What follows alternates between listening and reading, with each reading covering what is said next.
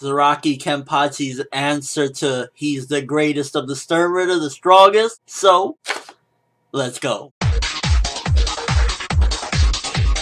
So a very epic and basic chapter all in one with this week's chapter. I felt as though it was very simplistic. You got a little bit of information, you got kind of a bombshell in there, and then it kind of just ends in an epic note. But definitely, I want to talk about some of this stuff. So for starters, Zaraki claims that, yeah, Unohana is dead, I killed her, and pretty much Isane, he's telling Isane, if you want, you can kill me or want to kill me or whatever the case may be. And I like Isane's reaction because she could have gone many different ways. She could have said, you know, fuck you, or, you know, she could have gone crazy or anything, but she respected the passing of the torch from Kenpachi from one to another. So I really appreciated her reaction to that, because I'd imagine that that was one hell of a toll on Kenpachi as well, considering the history that he had with Unohana. So to see that he full-on accepted it with this week's chapter, and how he embraces it, now how he honors the Kenpachi name, definitely shows quite a bit of development within the character, because before he was just a brute, I just want to fight, I don't give a fuck, and with this week's chapter you get to see an honorable man there, taking pride in the Kenpachi name. Kind of how I said in one of the previous chapters, that pretty much this Stern Ritter is indeed the true V, and Guanel Stern Ritter V was not actually the real Stern Ritter V. It's this guy, Guremi,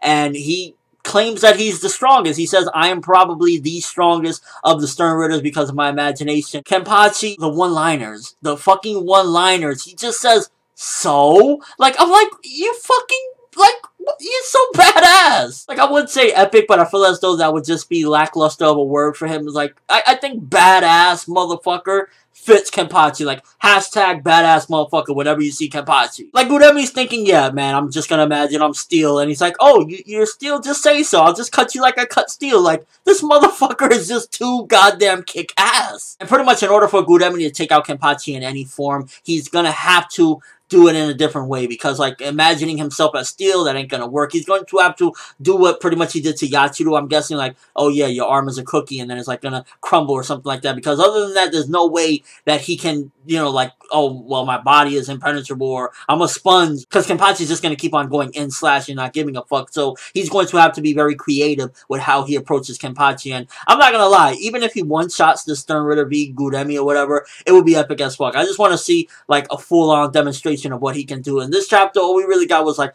a couple of words and a sword swipe. I want to see him go full force, and if Guremi is truly one of the strongest of the Stern Ritter V, then this is the perfect opportunity to see Kenpachi let loose. Although I'm not gonna lie, I would really love a rematch between him and Juha Bach. I doubt that's gonna happen because Kenpachi is not the main character, even though he should be. I'm just saying, but it would really fucking be epic. I mean, if this is indeed one of the strongest, which I'm still on the fence about that, because we haven't seen Hosswald's power yet. Not to mention Kurge was pretty freaking strong before he died, so I wouldn't close the book on that one immediately as far as like, yeah, he's indeed the strongest, because until we see what Hosswald can do, I'm on the fence about that one. And that last panel just truly shows where Kenpachi is at right now mentally and just overall as a person, because he says, I'm Kenpachi, and that just really it cements something that was set up with the whole Unohana stuff and his past and everything, and that's that he had to eventually, you know, take on the passing of the torch from Kenpachi to another, and Unohana's death, you can totally see had a big impact on his character, because